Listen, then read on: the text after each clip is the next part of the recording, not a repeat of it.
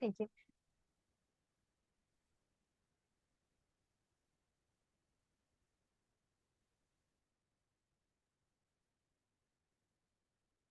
Hello, ladies.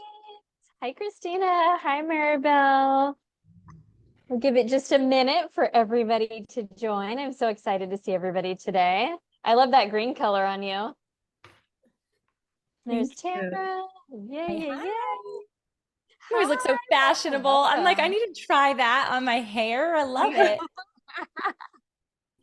So, truth be told, I just didn't want to wash my I hair get today. it. That's my hat day. I get it. It's like Yeah. day 4, no wash. You look so Uh-huh. cute. I'm like, my hair's dirty, but thanks.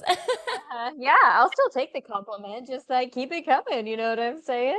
So we had a couple of our beautiful ladies in Flow Academy that weren't able to join us live today with you. So they'll be watching the recording. But let's just give it another minute to see who else is going to join us for sure. But thank you for being here. My pleasure. I'm so excited. I'm coming off of a podcast with 6 women and meetings this morning that are really exciting. So you guys are going to get, well, it's always like that. Carmen knows, an overflow of energy from me. Yes, and this is why I love you, because we are two peas in a pod, overflowing with energy all the time. And I'll pop in the chat box too, so you guys can connect with Tamra. But just check out her social media page because she is such a great example. You know, someone told me once, Carmen, why aren't you sharing more of your challenges? Why aren't you sharing like the crappy stuff? What? And you know, I thought about that for a while, and I was like, oh, maybe I can share more of that, be more vulnerable, be a real person. And then I thought about it and I was like, you know what? You know why I'm not sharing as much of that? Because while I do have challenges, I choose to see them differently. Oftentimes I choose to see interruption in my life is like a detour that's in going in the right direction, or a challenge is like a lesson, and I've just trained myself to see things this way. Not that I don't feel upset, but it's just a different way of living and a different way of being. And so I was trying to like really force and share these things like in this other way, like other people were sharing, but it just doesn't happen to me like that. And so anyway, look at Tamara's page because this is her look all the time.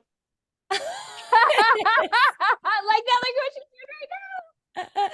I was at a doing right now. workout the other day with some girls, and it was like 5 in the morning, and they wanted to take a picture because they've never worked out at that place. And, I took a smile and I'm in the shot, and they're like, Tamra, how are you that happy at 5 in the morning? I'm like, I'm with people. I'm like, this is life right here. I just came out the podcast, and this is how the mic drop moment.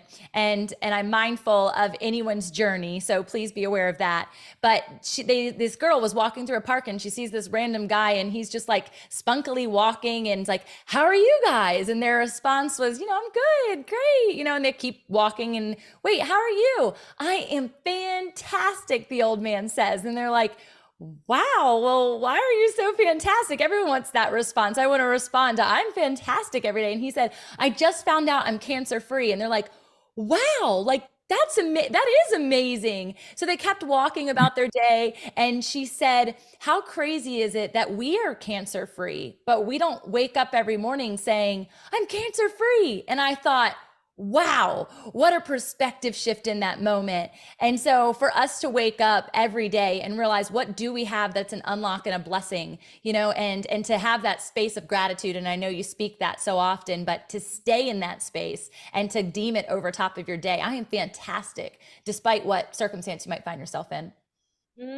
I love that. I'm going to borrow that story because it's one of those miracle moments, right? A miracle is simply just that shift in your perception.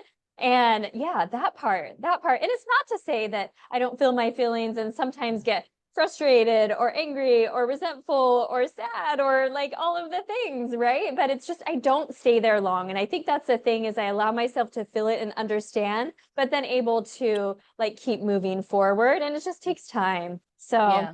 okay, I think this is our group for today. So let me Awesome. do a formal introduction, and then the other ladies will watch on the replay and be able to connect with you. So um, please meet Tamra Andress. She is a 6-time #1 best-selling author, an inspirational speaker. She runs the Fit in Faith podcast, which is top 1% globally ranked. She's a business consultant, a retreat leader, a conference host of FounderCon. I'm going to post all these links in the chat box, and it will be in circle for you guys to connect with her.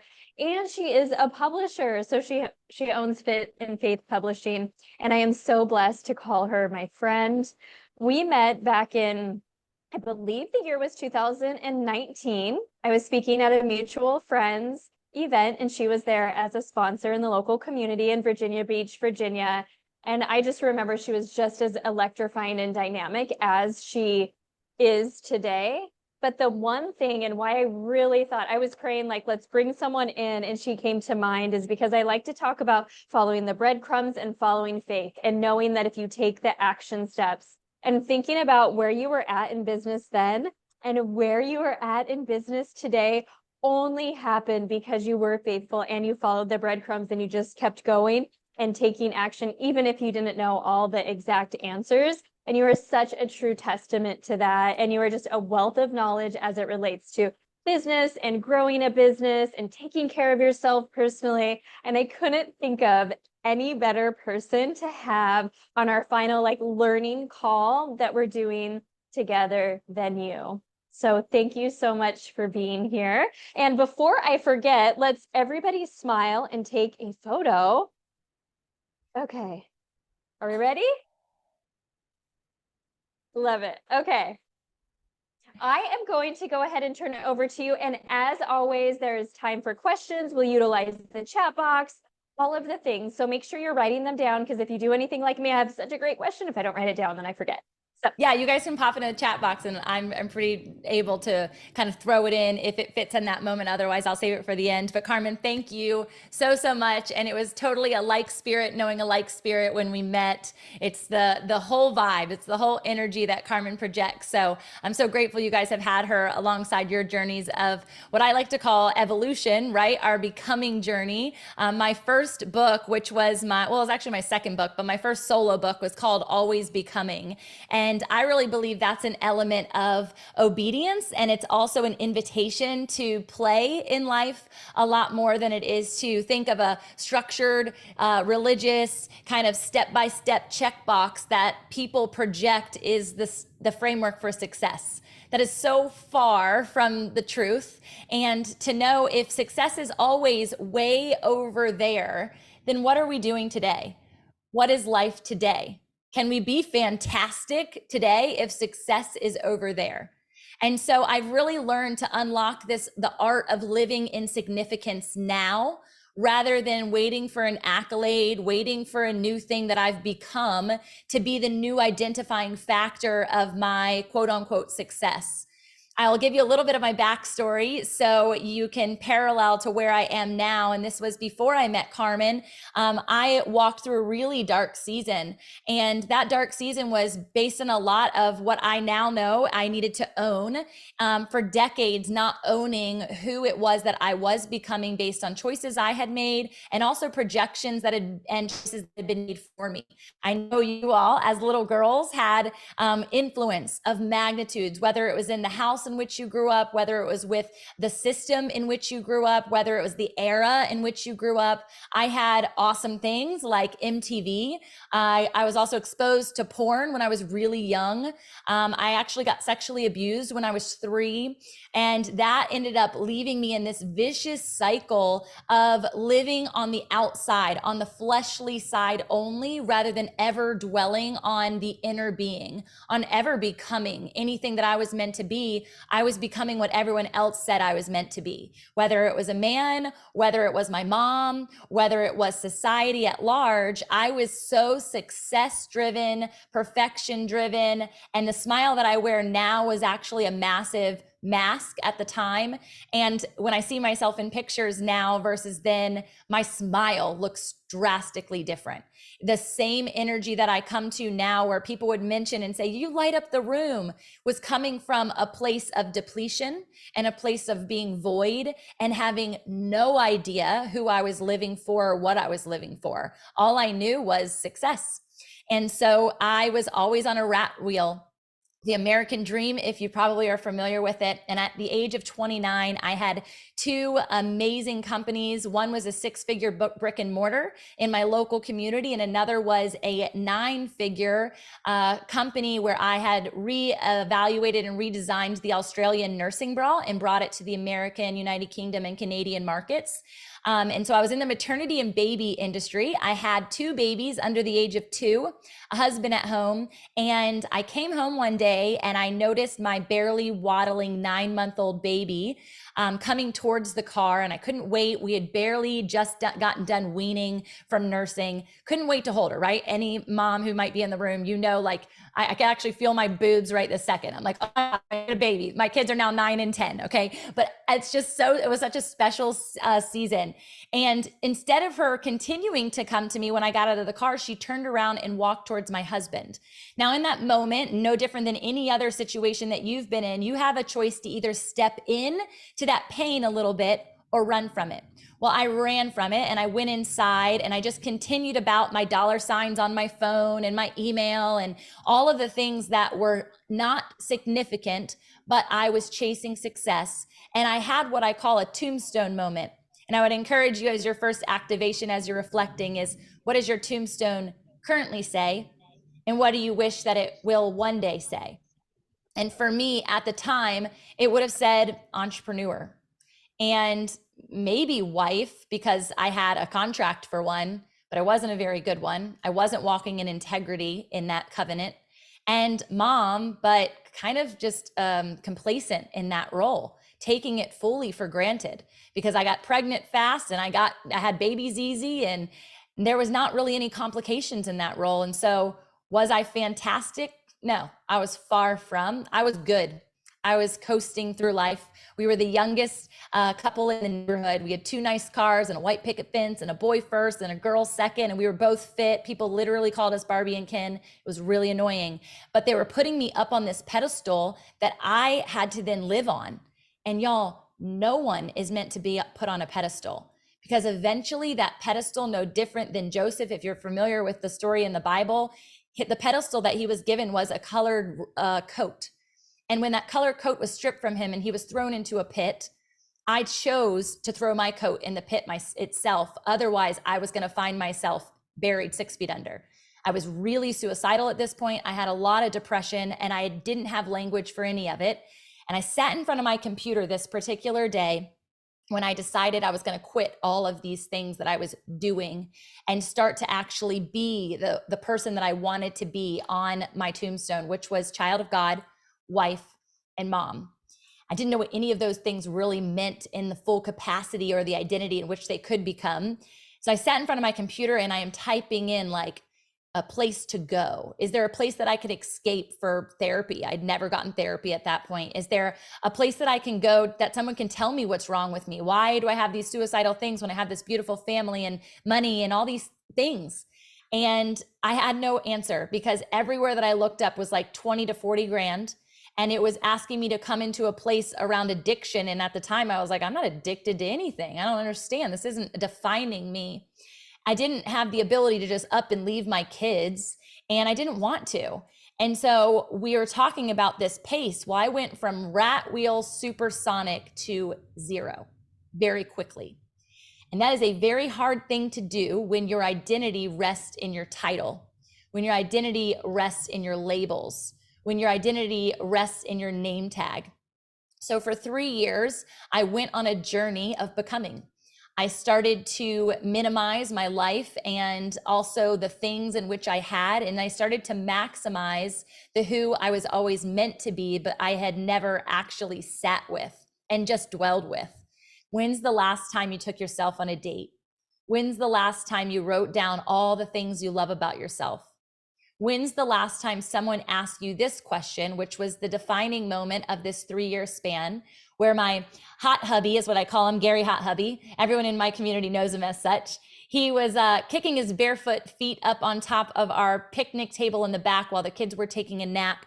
And we were just taking a moment to communicate. I didn't even know how to communicate in my marriage. So I was doing a lot of inner healing.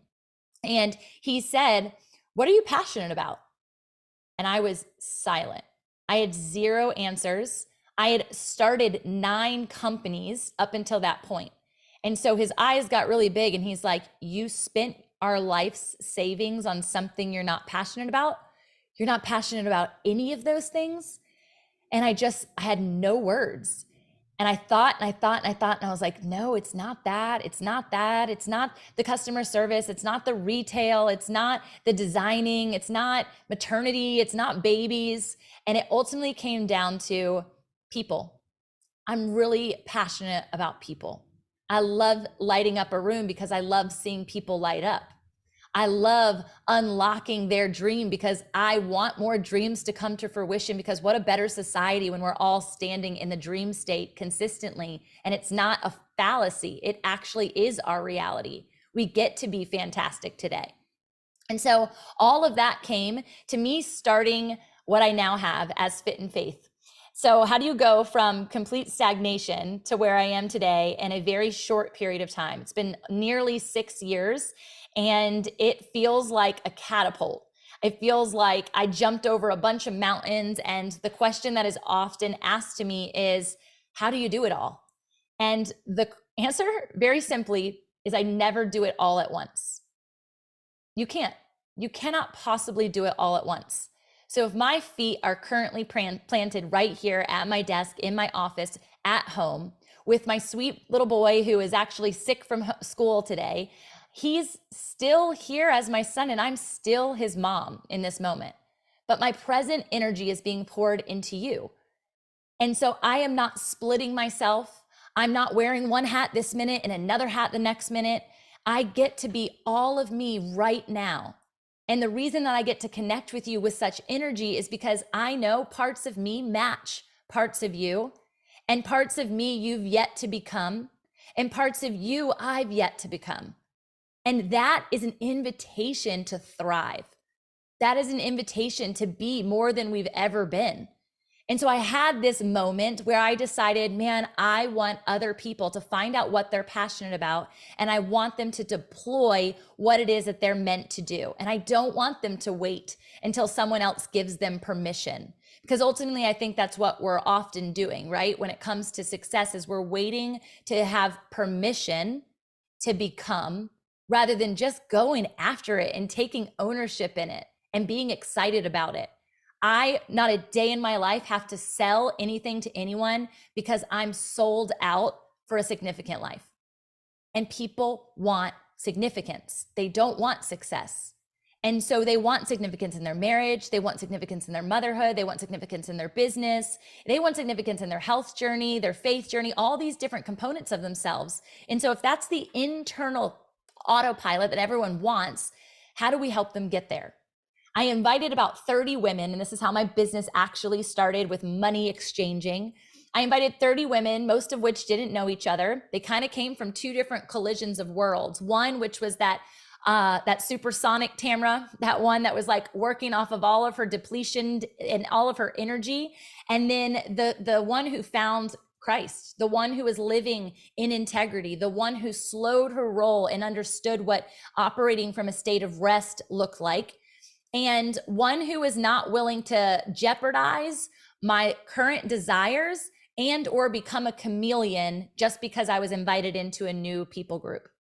That's an important thing to know, that if you can rest in your identity, you can be invited anywhere and you become the culture changer. You become the atmosphere changer rather than it dictating how you should feel or what you should do from it.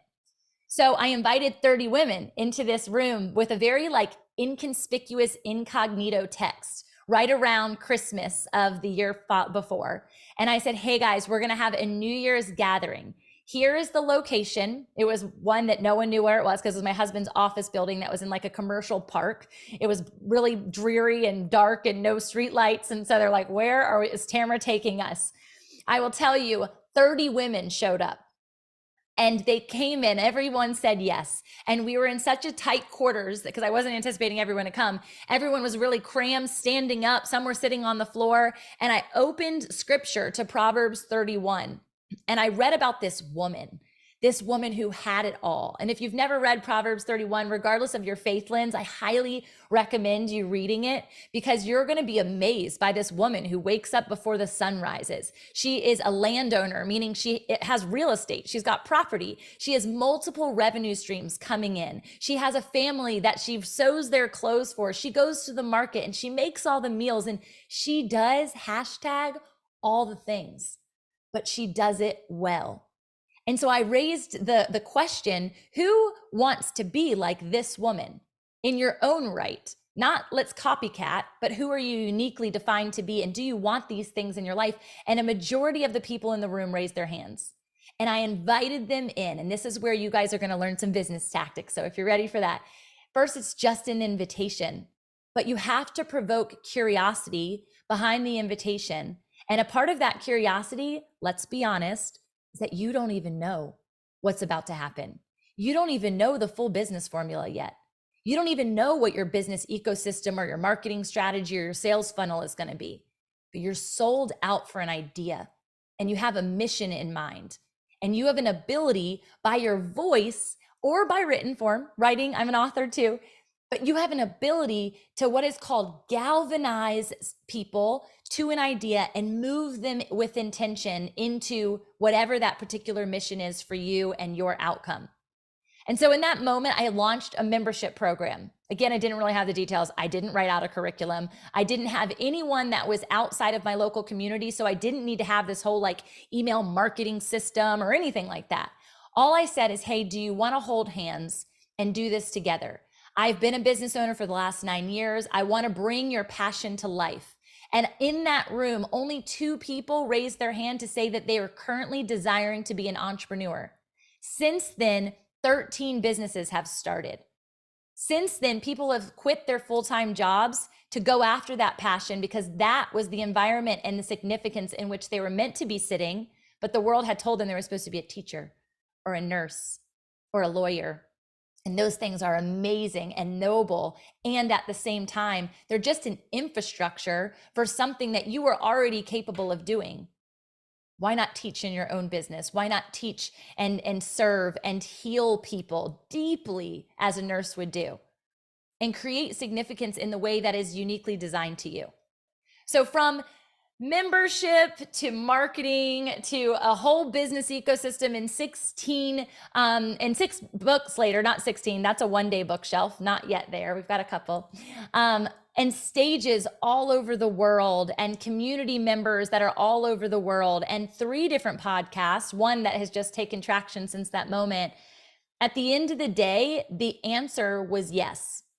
And I realized for so long, my answer was no, only if, and I was constantly looking for exterior resources. One of the biggest limiting beliefs that I'm constantly busting is that I don't have enough.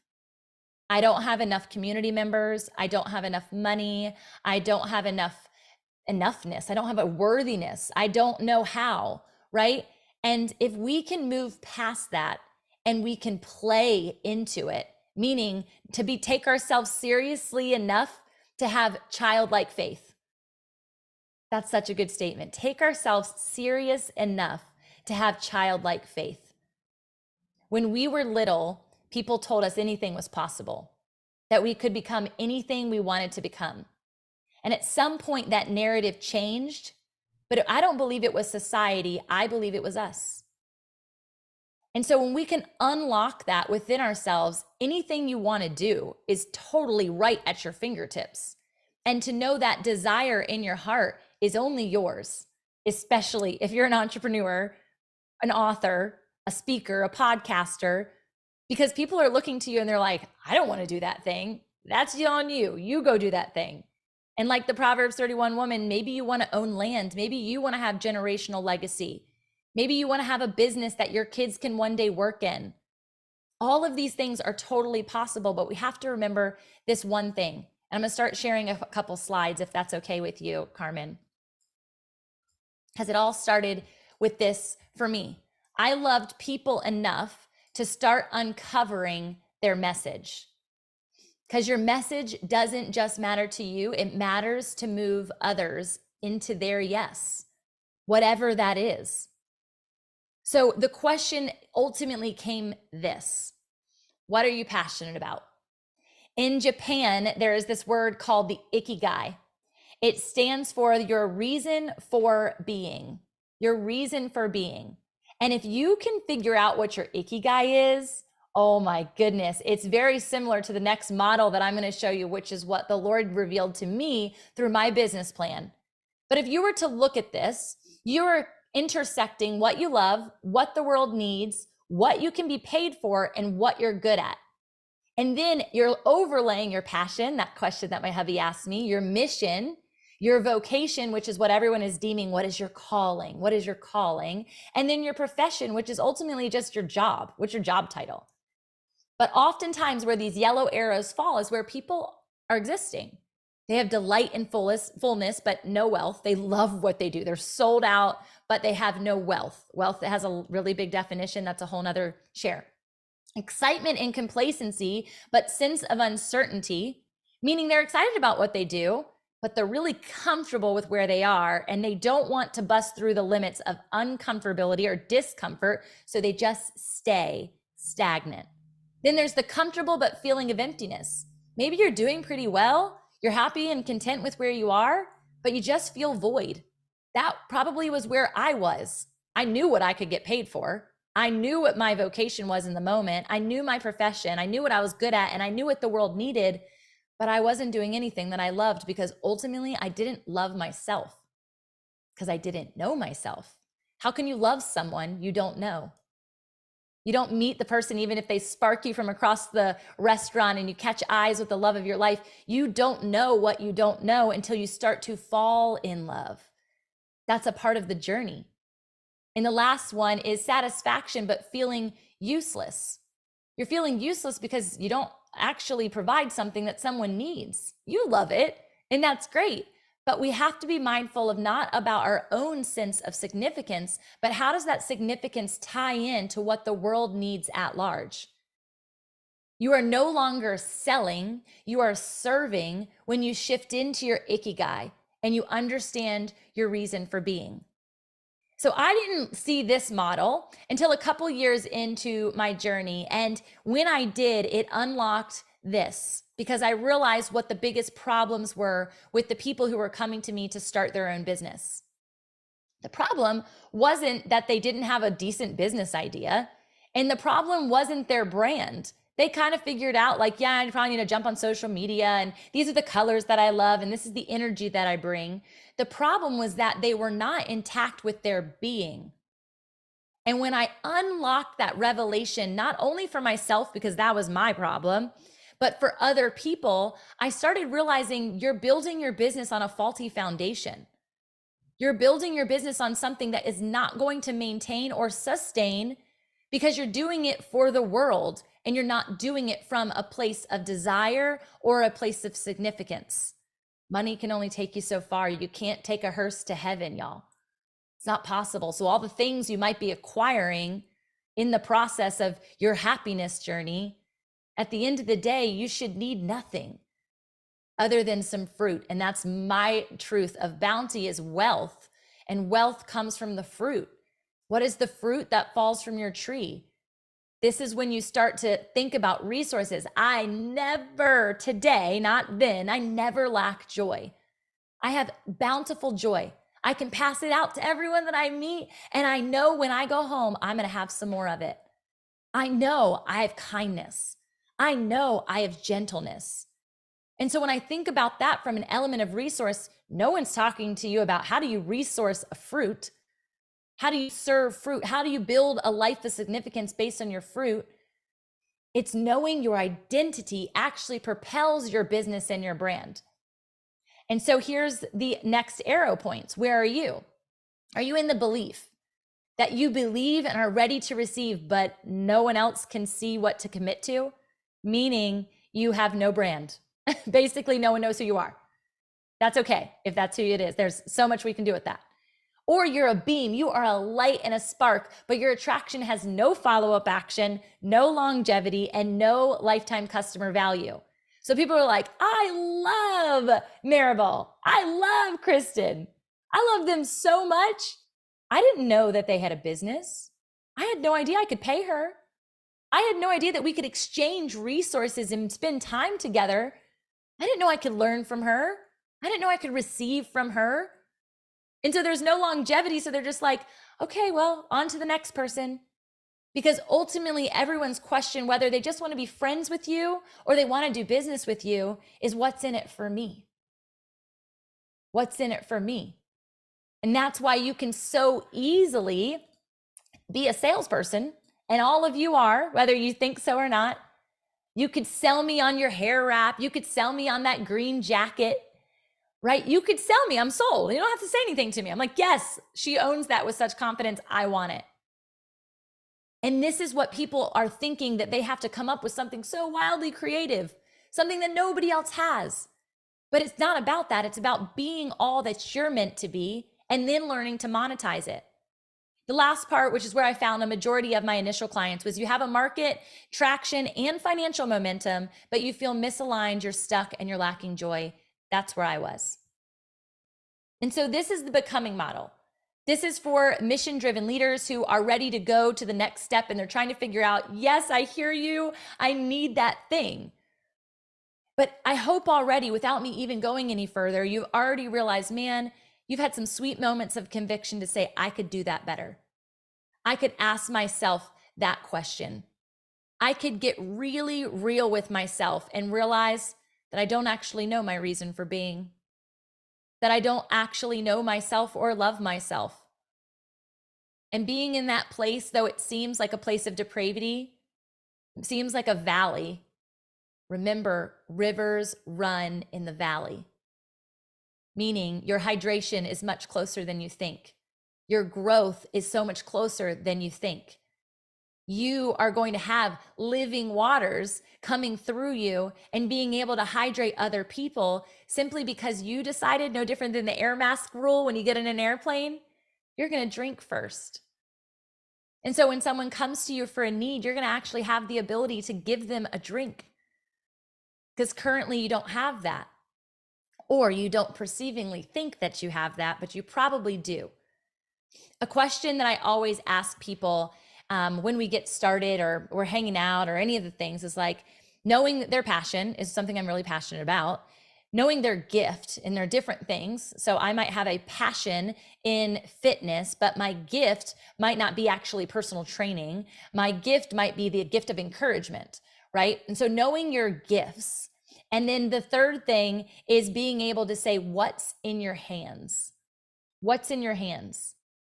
Because the limited mindset towards resources will keep you stagnant. It'll keep you in the no. And I told you from the beginning that the way in which all of this has happened, and I'm going to show you more of what all of this is and what that ecosystem looks like, how you can replicate it, is I kept saying yes to what I currently had. And I stopped operating out of a place of limited mentality and lack. And that lack is literally chasing you down every single day. That lack that says you're unworthy. That lack that says somebody else is already doing it. That lack that says, oh, she's got millions of followers, I'll just let her stay there. That lack that says, I'm not good enough, strong enough, fast enough, vibrant enough. I don't have a good sound or a good voice. I hate hearing myself speak. I'm not eloquent when I talk. You guys, so many people in history have said they're not eloquent when they speak, and they are the most profound people. I had an opportunity when I was at a speaking engagement here locally. I was at a Christian worship concert on the beach, and I saw this beautiful girl in a wheelchair, and she was just grinning ear to ear. Her joy was overflowing while I was speaking on stage. And she came up to me afterwards in her wheelchair, and she was quadriplegic, and she had a very rich speech impediment. And she started talking to me, and I didn't know, the person who was with her started to interpret. And I was like, oh, actually, like, I can hear her. And he was like, you can hear her? And I was like, yeah, I can hear her. Again, this goes back to practicing presence. There was thousands of people around us. And I got down on my knees and I got so in tune with her mouth and her eyes and the sound that was coming out of her that I could actually understand at least every second or third word. I could string it all together and she could have a conversation with me. And she was so excited. And I was hosting a conference about a month and a half later, and I extended an invitation right there. And I said, "You are called to speak, aren't you?" And she was like, "Yes, I want to be a speaker. My whole mission is called roll called. Roll called. You know, like a roll call when people are asked to do the thing and then they get put in position. She had the wheelchair. So there's the logo. She was roll called, and she wanted to call out the greatness in other women. I ended up giving her an opportunity to speak at this conference, and hundreds of people, majority guys, were not a dry eye in the house because they could understand her, because I called them into being present. And she was so seen and known in that moment, so purposed in that moment. And I was doing it for her, but at the end of the day, I was doing it for the people to practice presence and to realize they had so much more in their hands than they ever gave themselves credit for. They disqualified themselves. How many of you guys have disqualified yourself over and over and over again, year by year, season by season? There's always a but I can't, but I shouldn't, but it's not the perfect time. But my kids are too little, but my husband doesn't want me to, but I don't have enough, right? And that own limiting belief, that disqualifying factor will keep you from that bounty that I mentioned. So understanding if your message doesn't just matter to you and it matters to move other people, you have to define, what is that message? Most people are asking you to define your mission, maybe your value statement, maybe your I help X do X by X. Maybe they're asking you, what's your elevator pitch? But at the end of the day, no one is present enough on an elevator to get to know you well enough to convert into anything, even your friend.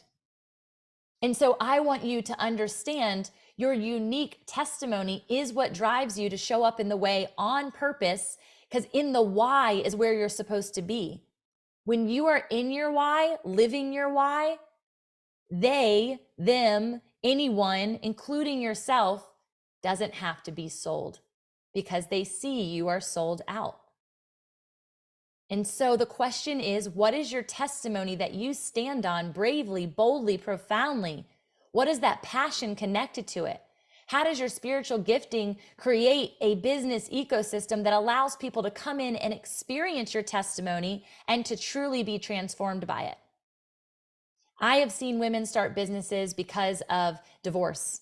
I have seen people start businesses because of molestation. I've seen people start businesses because of things that aren't so grim, like their passion for children.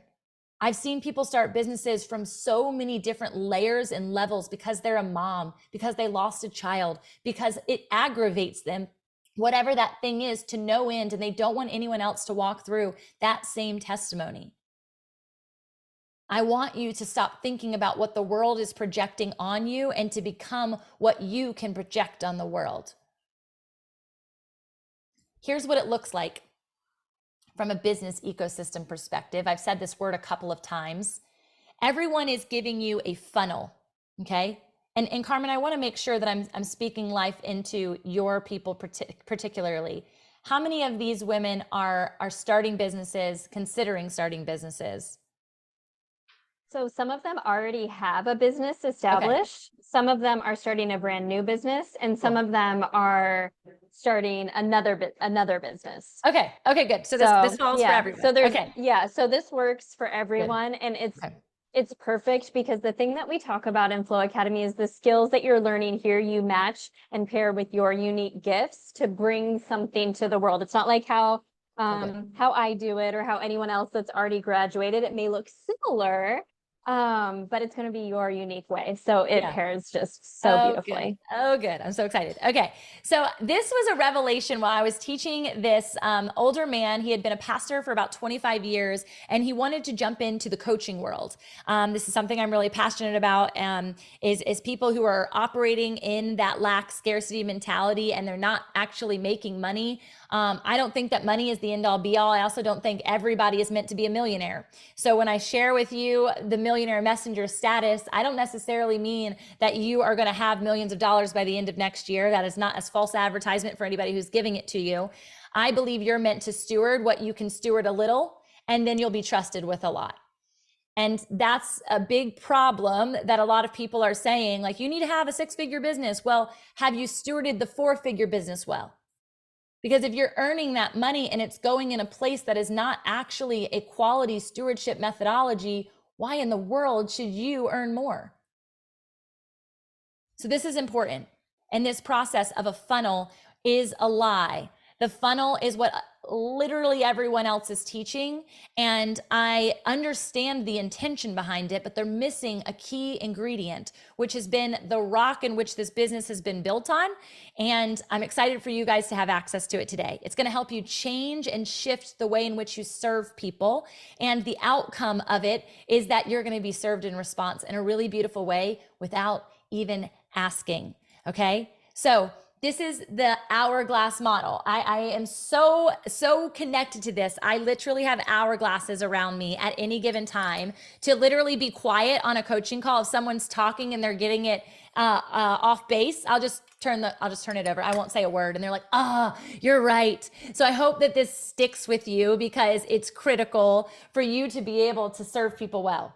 So you'll see, and some of these words you've totally been connected to, right? No different than a traditional funnel. You're in this like marketing, you're trying to bring people into the experience of whatever it is that you're offering them. Then you're actually acquiring the lead. The acquisition is generally like the lead magnet and the email marketing opportunity. Now you have their contact information. You can look at this from a dating lens as well. I've taught it all about how it's like courting and getting married. The value that you're going to serve them, the message, right? I'm having you hone in on what's your testimony, what's your message, and you're building your entire life off of that testimony. What's the motivation for them to buy? What are you offering them at this top of funnel experience? First interaction generally is like one-to-one interaction is when they give you their first dollar. So up until that point, you better have something enough that's intact that someone has moved through the buying cycle to interact with you. Now they're courting you. They're watching you on social media. They're listening to your podcast when they drop. They're like, oh, she's going to that event. Maybe I'll go to that event too. They're watching you. They might still not be converting in any high ticket fashion or low ticket fashion yet, but nowadays we know because of our supersonic rat wheel and our exposure to constant information, what used to be you needed 7 touch points is now 17 touch points before a conversion. 17. Because we are rats in a situation that we should never have been in. We cannot practice presence.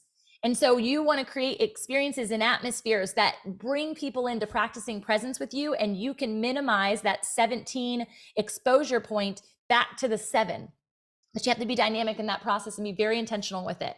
So now you're at the low ticket, and what traditional funnels are always teaching is that center point, the extraction point of the funnel that doesn't have this bottom half of the hourglass is actually your high ticket. Yes, I landed the sale. I got the big lead. The big fish is good. We're smooth sailing from here. I converted the 60K client, right? And then that's it. So now what happens? They've extracted from your funnel. What do you have to do? You have to go back to work to market. You've got to bring more people in. You've got to constantly be in this vicious cycle of marketing and sales and marketing. But what if the hourglass was established in your business and you realize that it's actually not the high ticket conversion that keeps people connected to you? It's actually the experience that you offer that keeps people connected to you. So Carmen's here coaching you guys in this intimate opportunity. It's experiential because you're with her. It's not an e-course. She's not a bobblehead, right? And now if she was to bring all of you guys into a retreat, which is my favorite way to interact with people, is you have this intimate experience. Like you're going to see me when I'm drinking coffee and I've yet to brush my teeth, right? You're going to see me in my PJs. You're going to see me no makeup. You're going to see me sweating when I'm at my workout. You're going to have an experience with someone that literally bonds them to you for life. Then you ask for the high ticket conversion, because only then can you truly know that you're capable of serving someone. The thing that you have, they might not be a right fit. And I don't believe that you can make that experience or you can make that interaction happen without some sort of experience.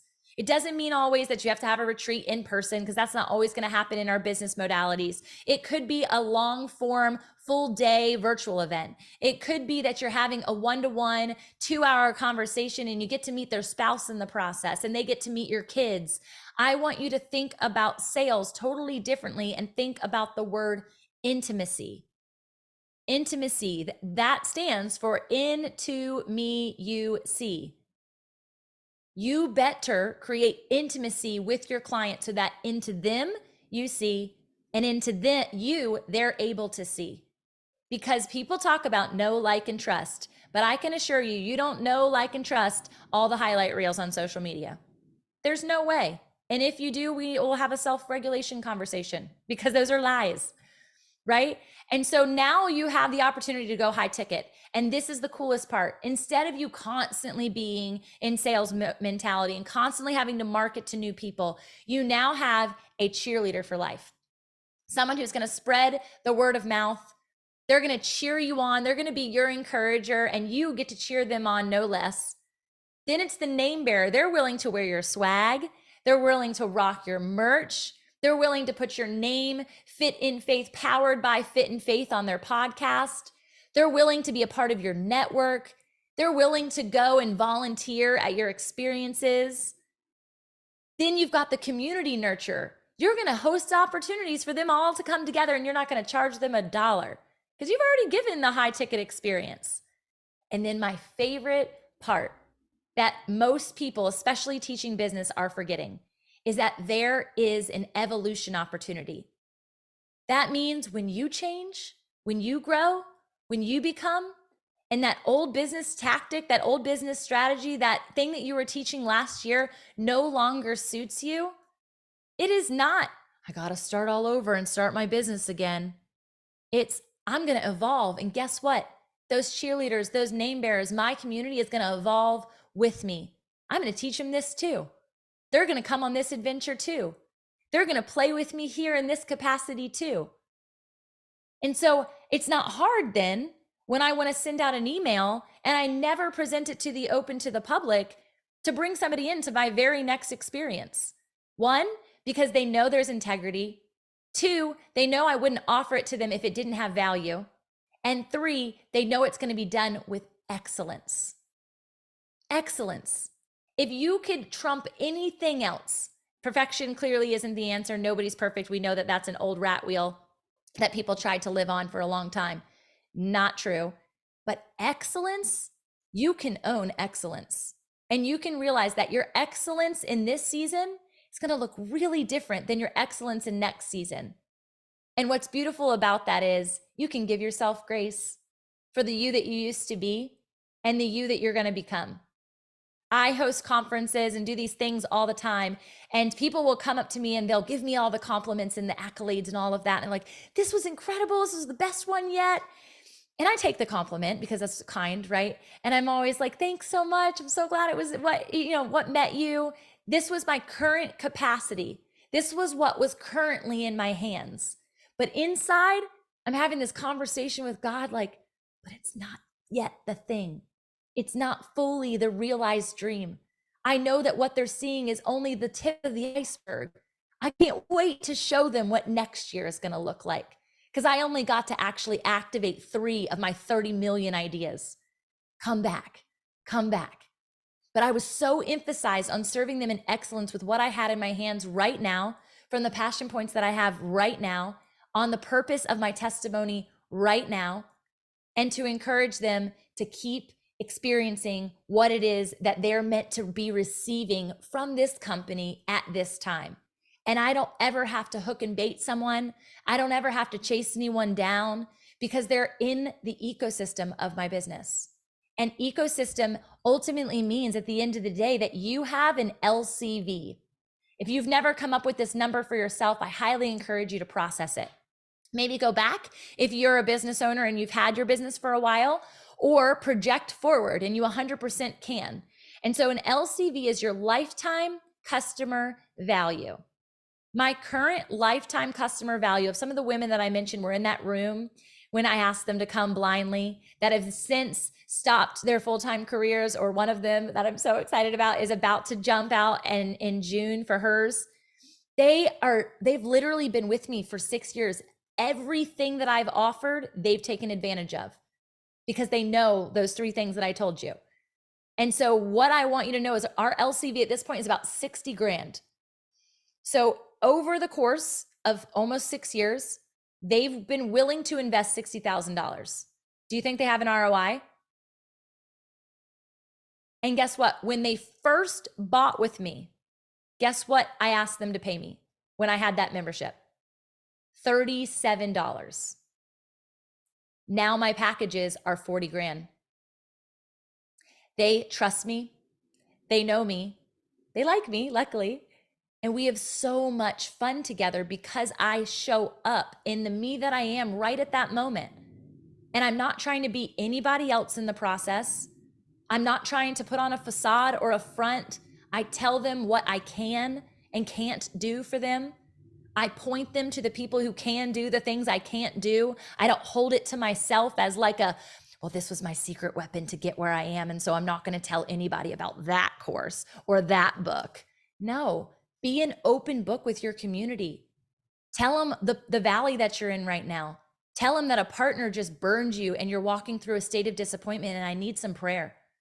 Tell them that the employees that you've had for 4 years are now starting and launching their own ministries. And so you are starting from ground one with your HR department. Does that hurt? Yeah. But does it hurt me more to keep it a secret? Absolutely. It hurts me more and it hurts my community because then they're in this space of facade. So I'm going to show you two things. I want you to take screenshots of them because I could go on forever. I love this stuff so much. Two things. This is the framework, the starting framework of how I turned my message into a movement. This is how I built it. This is how you can build it. Now, again, Carmen said it beautifully. Don't copy me. Listen to yourself. Listen to your heart of hearts. What suits you well?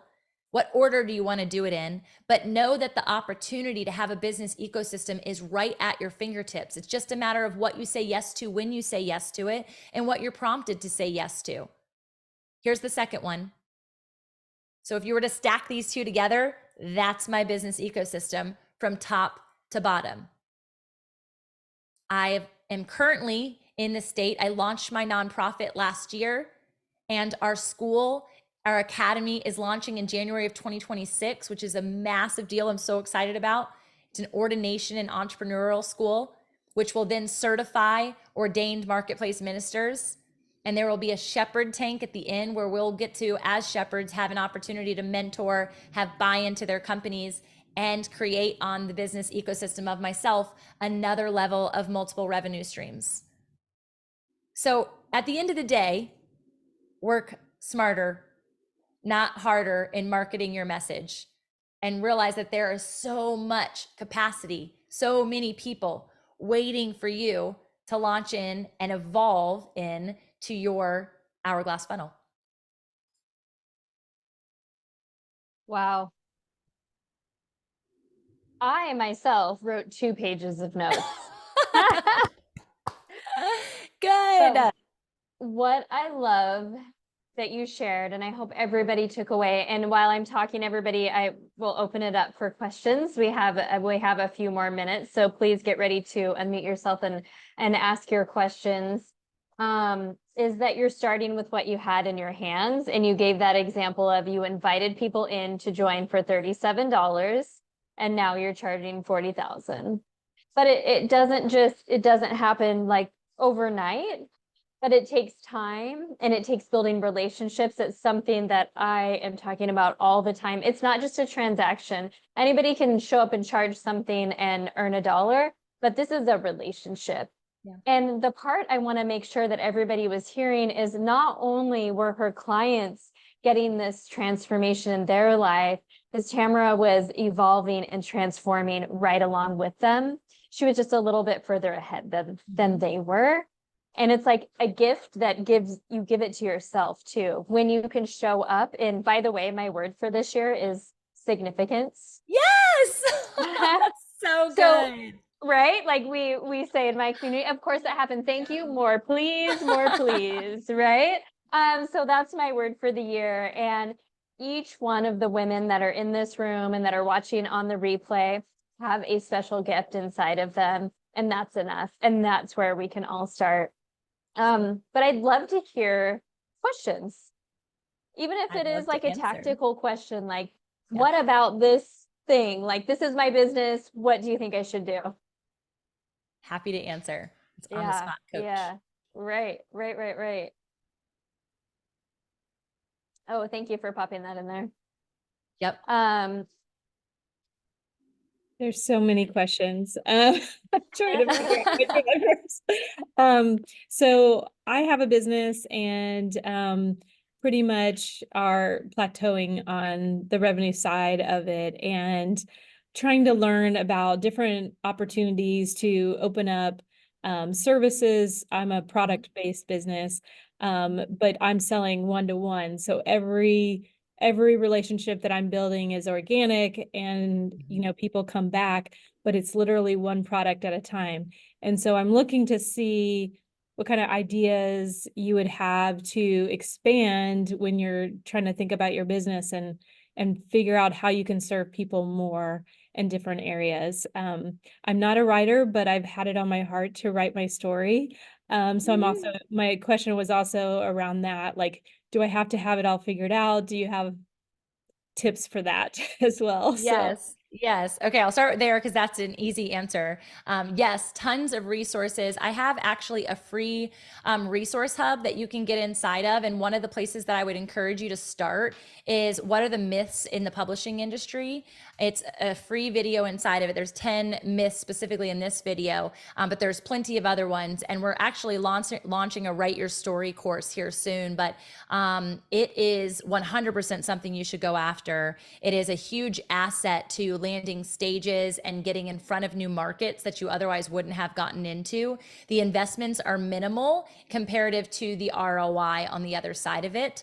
One of the lies is that you have to wait to be published, right? Like you have to wait for that magic person to knock on your door and say, how do I say your first name? it's Christina. It doesn't show Oh, up. Christina. Yeah. Okay. I was like, I am gonna butcher this, so thank you, Christina. But yeah, like Christina, like they're not gonna call you, right? Like I've had this vision, and I work with a lot of speakers and writers, and they've had visions for like these massive audiences, right? And you might even for your product-based business.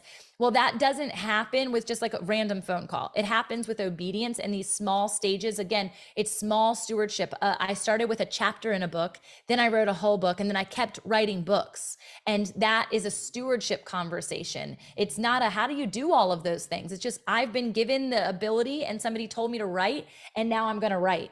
And so it's the compounding of it all. So I encourage you to do it. And even if it's just a chapter, we have lots of opportunities for people to come in for just a chapter into our ecosystem. And then the next question is something I would love to dissect further, but this is what my initial thought is. A lot of times, especially with a product-based company, there is education potentially. Can I ask you what the product is first? So we're a lavender farm. Ooh, so cool. Okay. So the very first thing that came to mind, which is so totally still connected, is partnership marketing. What is partnership marketing? It is getting in connection with people who need lavender, want lavender, potentially have an element of lavender that you can now partner alongside their community base. So you don't have to go and fill this marketing funnel with a bunch of strangers. You have to fill it with one partner.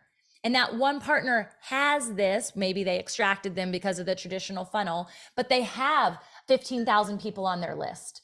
Think about an essential oils person would be an amazing partner for you.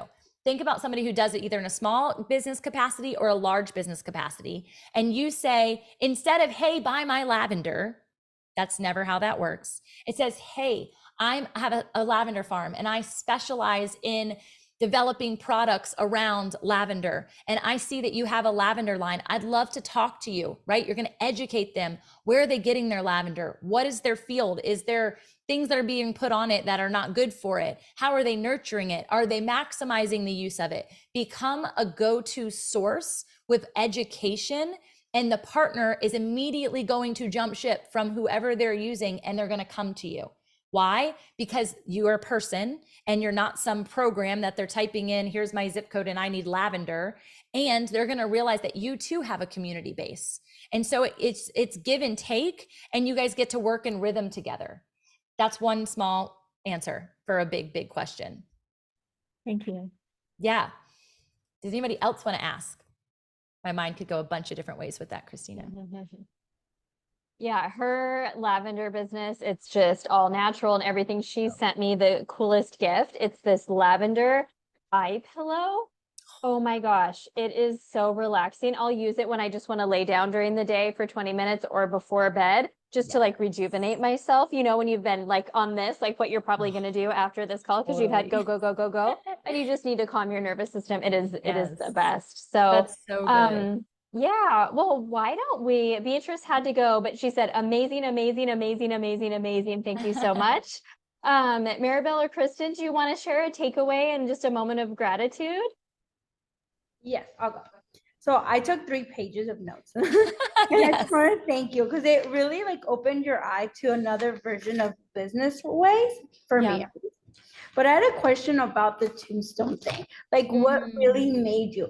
Because I've never been like the suicidal, but when my grandpa passed away, like my sister was in life and death because she gave birth to her preemie daughter and my mom wasn't there. So for so many months, like I had the guilt, like, oh, I went out on an errand and he passed away when I left the house. And like I always felt like it was my fault because I wasn't there, but it was a natural death.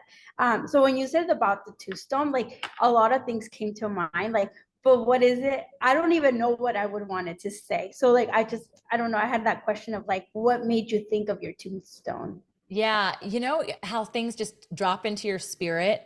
I couldn't tell you where that actual thought or vision came from, but specifically for me, the way God speaks to me is in like word picture.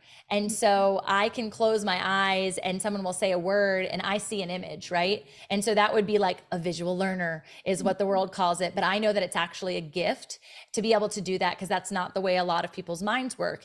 And so in that like moment of despair, I remember being like, I was not happy. I was like putting my lunchbox in the sink and washing dishes. And I looked in my house and there was toys everywhere. And I was just so not content with my current life. And the thing that came to me was this tombstone. And I thought to myself, oh gosh, like my immediate thought is I'm going to die. Like, am I going to die? And in my spirit, like I already felt like I was dead. And so it was this quiet conversation that was happening inside of me, even though my kids were running around and my husband came in. And I remember going to bed that night. And when I took a shower, I had cried and went to sleep. And my husband and I had a really huge conflict, just a huge explosion in our marriage based in integrity and lack thereof. And when that happened, I stumbled upon the words divorce. And I remember seeing the look in his eyes, like that was his death word in that season. Like, how could you ever say that? I can't believe you ever even thought that.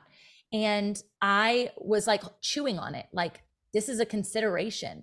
And it killed him. Like literally, he went to fetal position. And I remember with that same thought being like, wait, I don't want to be entrepreneur. I don't want to be business. Like I am made to love this man. I am made to love those babies that were sleeping in the next room at the time that we were fighting. And I chose, and I call it a forced quit, because there are sometimes things that you must let go of. And it felt sort of forced because I was in a marriage, but I also chose to quit. And it was the best forced quit of my life. Other forced quits that I've had to make since then became temporary boundaries. For instance, I had to create a boundary with my parents and my siblings for an entire year.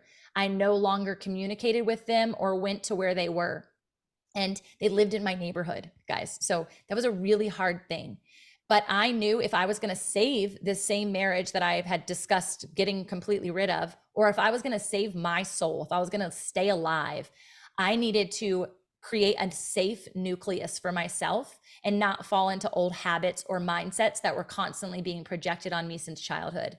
That same time is when I realized that I had been sexually abused. I didn't remember I had so much suppression in my life.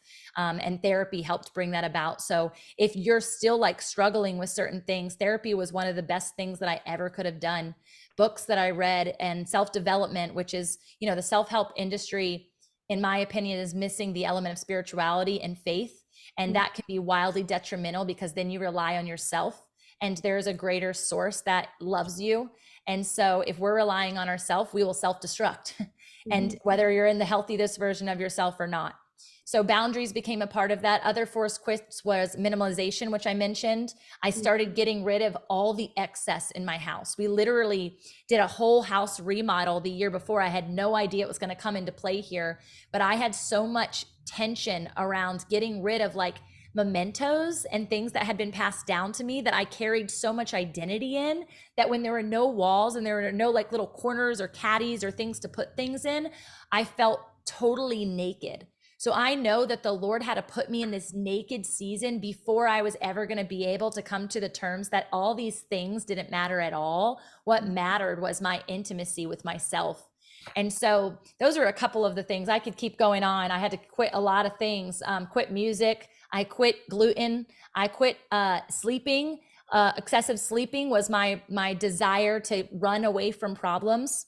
I started getting really healthy. I stopped drinking. I mean, and this all didn't happen at one time. This was slowly over the course of several years. It's been 8 years since that happened. And every day I wake up with a desired spirit of conviction to say, God, prune from me the thing that I don't need in this season. And every time I say yes immediately, don't wait, immediately to that thing I'm not meant to have, I see abundance. And so I would encourage you, if there's things that you've been wanting to let go of or shift or change, and you know it in your spirit that it's something you're supposed to do, try. Okay. I actually quit drinking like since August, no, September, October. Amazing. Yeah, and I had somebody tell me like, oh, wouldn't you want to go out on a Valentine's Day, like just girls get together, and we'll have like mimosas. And I was like, I actually don't drink. And they're like, oh, you're doing it for like because Lent's coming up, or are you doing it because like January, dry February? I was like, no, I don't have the desire to drink. And we actually adopted 2 kids, and well, my parents, and their mom was addicted to who knows how many drugs. And so every time people ask me if I want to drink or like, you know, party with them, like I always look at them and they're like my reason why not to, because they wait for me to come home to them like as a clean person. Gosh, they're so blessed to have you in their life. That's so good. That's going to be that's a part of your testimony. You know, what a beautiful thing to be able to share with people. Thank you. That was so beautiful. Such a wonderful answer. And just knowing what I know about Maribel, I think that answer too about boundaries was something that was meant for her today, that she needed to hear today as well. Before we end, Christina, did you have a moment of gratitude or anything else that you wanted to ask or share? I'm just so thankful, Carmen, for you bringing such wonderful people to us and just opening up our resources even bigger. And man, I'm so excited to start diving into what my testimony is for other people. I love that so much for you. Oh my gosh. Okay. This has been like so much. And I have more that I want to chat with you about, Tamra. So I'll reach out about that, possible more collaborations and opportunities. But thank you so much for being here, pouring your gift into all of us, because I could just feel it. It's just so big right now. So thank you. Grateful. You're so Thank you. welcome. Love you guys. Thank you so much for this space, Carmen. So good. Bye. Bye.